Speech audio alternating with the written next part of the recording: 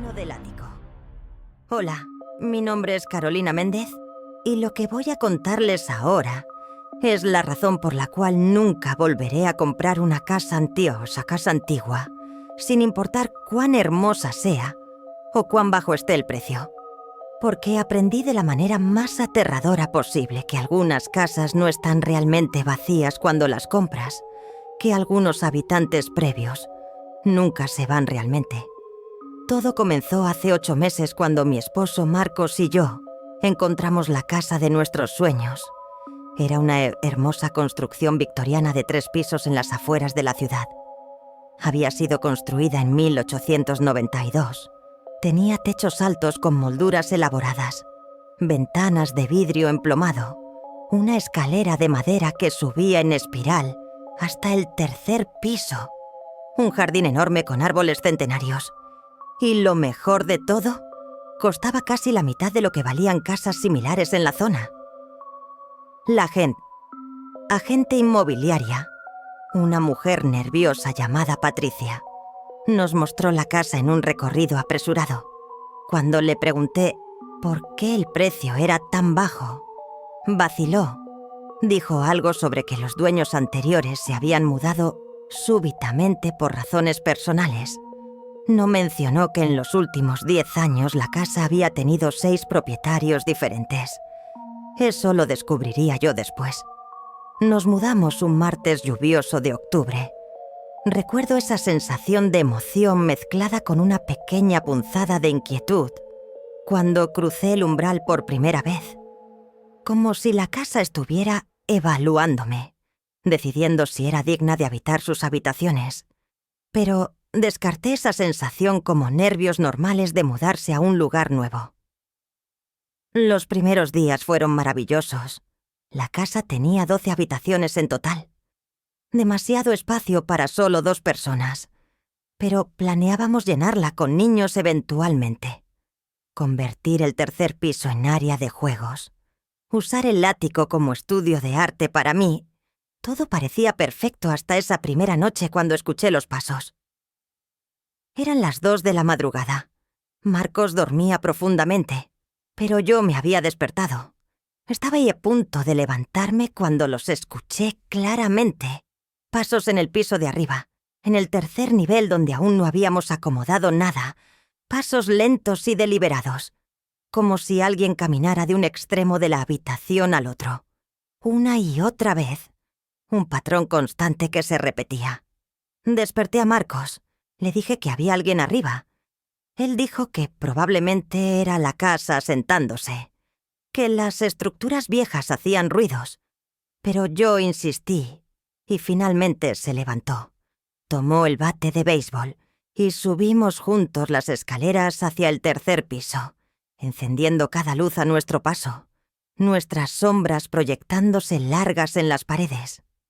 El 3er piso estaba vacío. Las habitaciones estaban exactamente como las habíamos dejado. Ninguna señal de intrusos. Marcos revisó cada habitación, cada armario, pero no encontró nada. Me convenció de que había sido mi imaginación. El cansancio de la mudanza. Volvimos a la cama, pero en el fondo yo sabía que lo que había escuchado era real. Los pasos habían sido claros, definidos. Los pasos se repitieron la noche siguiente. Y la siguiente, siempre a la misma hora, siempre el mismo patrón. Marcos seguía insistiendo en que eran solo ruidos normales de la casa, pero yo podía ver en sus ojos que él también los escuchaba, que también estaba empezando a dudar de sus propias explicaciones racionales. La segunda semana después de mudarnos comenzaron otros fenómenos. Encontraba objetos movidos de donde los había dejado. Un libro aparecía en el estante del otro lado de la habitación. Las llaves del auto que dejaba en el gancho aparecían sobre la encimera de la cocina. Fotografías enmarcadas que colgaban derechas al irme a dormir amanecían torcidas o volteadas hacia la pared, como si alguien no quisiera ver las imágenes. Había una intencionalidad en estos movimientos. Siempre eran mis cosas las que aparecían movidas, nunca las de Marcos. Era como si algo en la casa me estuviera enviando un mensaje. Entonces comenzaron las puertas. Puertas que se cerraban solas. Podía estar en la cocina y escuchar el golpe de una puerta cerrándose arriba. Cuando instalamos cerraduras nuevas, el problema empeoró. Ahora las puertas se trababan. Me encontré encerrada en el baño del segundo piso 3 veces en una semana. Fue durante mi tercer encierro cuando vi la sombra por primera vez.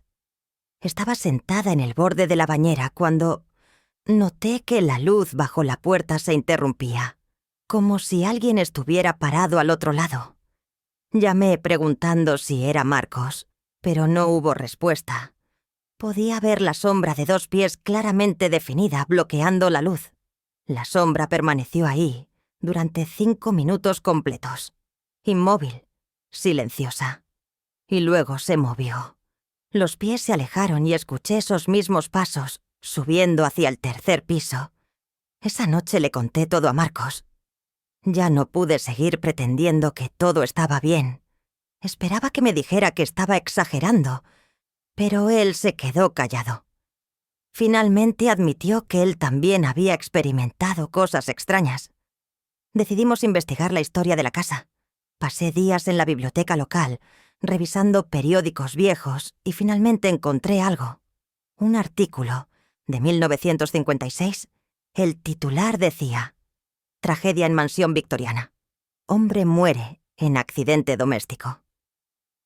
La historia relataba cómo un tal Thomas Ashford, de 54 años, había muerto al caer por las escaleras desde el tercer piso. Su esposa lo encontró al pie de la escalera con el cuello roto.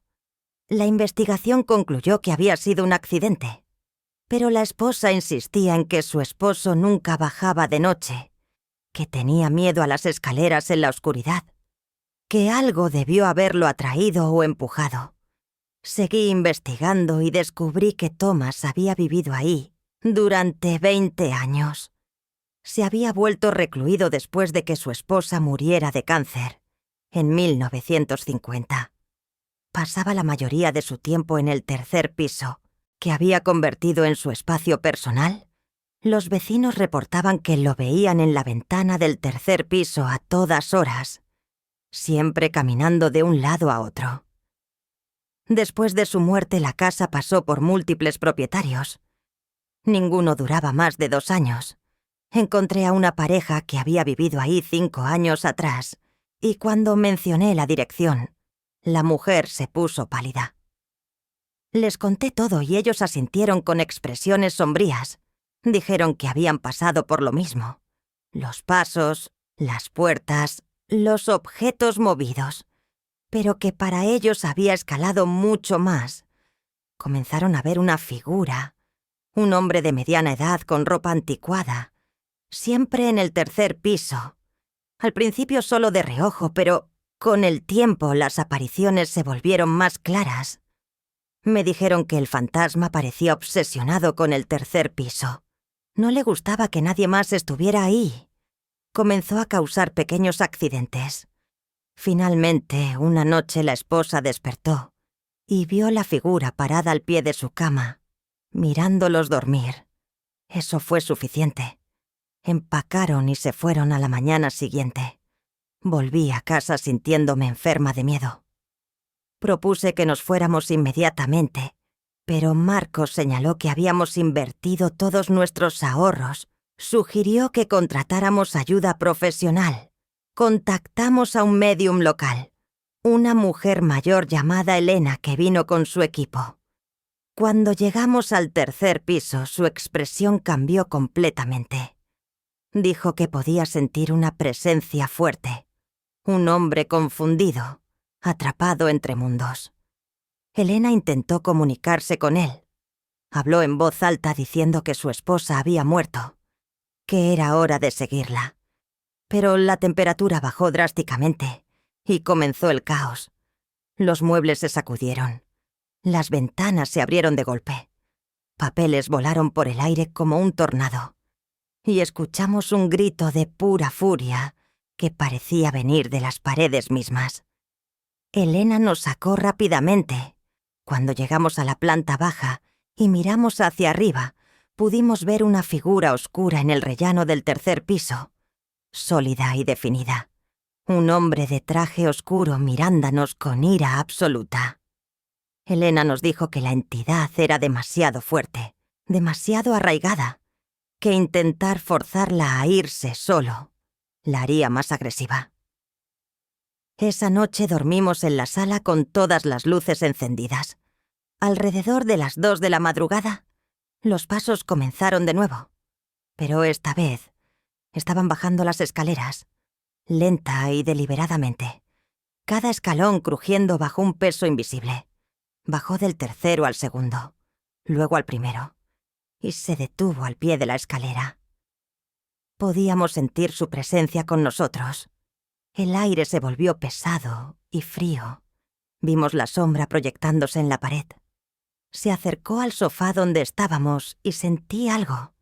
Dedos fríos tocando mi rostro, acariciando mi mejilla con una ternura aterradora. Abrí los ojos y por un segundo vi su rostro claramente. Los ojos de Thomas Ashford, mirándome con tristeza y posesividad. Grité y Marcos encendió todas las luces. La presencia se retiró, pero ambos sabíamos que algo había cambiado. Thomas ya no se limitaba al tercer piso. Ahora toda la casa era su territorio y parecía particularmente interesado en mí. Las siguientes noches empeoraron. Me despertaba encontrando objetos en mi mesita de noche, flores marchitas, fotografías antiguas, un collar de perlas sobre mi almohada. Thomas me seguía por toda la casa. Podía sentir su mirada constantemente. Lo veía de reojo en los espejos. Y comenzó a ponerse celoso de Marcos. Cuando mi esposo me abrazaba sentíamos que algo nos empujaba para separarnos. Una vez Marcos encontró sus camisas rasgadas en el armario. Fue entonces cuando encontré el diario en el ático. Dentro de una caja vieja había un diario de cuero gastado lleno con la letra de Thomas Ashford. Documentaba sus últimos años, su obsesión con su esposa fallecida, cómo había convertido el tercer piso en un santuario para su memoria. La última entrada decía: «Esta noche ella bajará las escaleras y yo la seguiré. Finalmente estaremos juntos de nuevo». Me di cuenta con horror de que Thomas no había tropezado accidentalmente. Había seguido a un fantasma bajando las escaleras, muriendo en el intento de reunirse con ella. Pero en lugar de encontrarla, se quedó atrapado aquí. Y ahora me había confundido con ella. Creía que yo era su esposa que finalmente había regresado. Y eso significaba que no me dejaría ir. Le mostré el diario a Marcos y aceptó que teníamos que irnos. Empacamos esa misma noche. Pero Thomas debió sentir nuestras intenciones porque a la medianoche todo el infierno se desató. Las puertas se azotaban, las luces parpadeaban, los muebles se movían solos y Thomas se materializó completamente bloqueando la puerta principal. Su rostro distorsionado por la ira gritaba que no podíamos irnos, que ella acababa de regresar. Extendió una mano hacia mí y sentí que algo me jalaba del brazo con fuerza sobrenatural. Me arrastraba hacia él mientras Marcos trataba de sujetarme desesperadamente. La fuerza era imparable. Marcos agarró una lámpara y la lanzó contra Thomas. Pasó a través de él, pero la distracción fue suficiente. El agarre se aflojó y Marcos me jaló con fuerza. Corrimos hacia la puerta trasera. Thomas apareció bloqueando el camino, pero Marcos se embistió directamente a través de la aparición. Sentí un frío terrible como sumergirme en agua helada. Y luego estábamos afuera corriendo hacia nuestro auto. Subimos al auto y arrancamos con las llantas chirriando. Miré hacia atrás y vi a Thomas parado en la puerta observándonos irse. Su expresión era de una tristeza tan profunda que por un momento sentí pena por él, atrapado en ese ciclo eterno de pérdida y esperanza. Pero luego recordé los moretones en mi brazo, su absoluta determinación de mantenerme prisionera. Pasamos esa noche en un hotel sin dormir, procesando lo que habíamos vivido. A la mañana siguiente contactamos a un agente inmobiliario diferente. Dijimos que queríamos vender inmediatamente, que aceptaríamos cualquier oferta razonable. La casa estuvo en el mercado durante 6 meses antes de que una pareja joven hiciera una oferta. Me sentí terrible aceptando sabiendo lo que les esperaba. Pero Marcos me convenció de que no nos creerían, que pensarían que estaba loca. Firmamos los papeles sin volver nunca a la casa. Han pasado 3 meses desde que nos fuimos, y finalmente estoy empezando a dormir mejor, aunque todavía tengo pesadillas donde estoy de vuelta en esa casa. A veces cuando estoy sola juro que escucho su voz susurrando mi nombre, diciéndome que regrese, que él me está esperando. Hace una semana vi un artículo en el periódico. La pareja que compró nuestra casa la está vendiendo después de solo 2 meses. El artículo mencionaba vagamente razones personales. Pero yo sé la verdad. Sé que Thomas todavía está ahí, todavía esperando, todavía buscando a su esposa en las sombras, todavía confundiendo a cualquier mujer que entre en su dominio con el amor que perdió hace tantos años. Y la parte más aterradora es que él nunca se detendrá, nunca aceptará que ella se fue. Seguirá esperando en ese 3er piso por toda la eternidad. Cada vez que paso cerca de esa calle, cosa que evito hacer, miro hacia la casa y puedo verlo ahí en la ventana del 3er piso. Una silueta oscura caminando de un lado a otro, incansable, eterno, esperando, siempre esperando. Y me pregunto, ¿cuántas personas más tendrán que pasar por lo que nosotros pasamos antes de que alguien entienda que esa casa necesita ser demolida? Esta es mi historia, mi advertencia a cualquiera que esté buscando comprar una casa. Si alguna vez ven una en venta que parece demasiado buena para ser verdad, que tiene un historial de múltiples propietarios en poco tiempo, que tiene ese tipo de belleza antigua que esconde secretos, por favor investiguen, pregunten, busquen la historia completa antes de firmar cualquier papel, porque no todos los inquilinos se van cuando mueren. Algunos se quedan, aferrándose a lo que perdieron, incapaces de soltar, incapaces de aceptar, convirtiéndose en prisiones para ellos mismos y amenazas para cualquiera que invada su espacio. Thomas Ashford perdió a su esposa en vida y nunca pudo superarlo. Pero su verdadera tragedia fue perder su oportunidad de reunirse con ella en la muerte.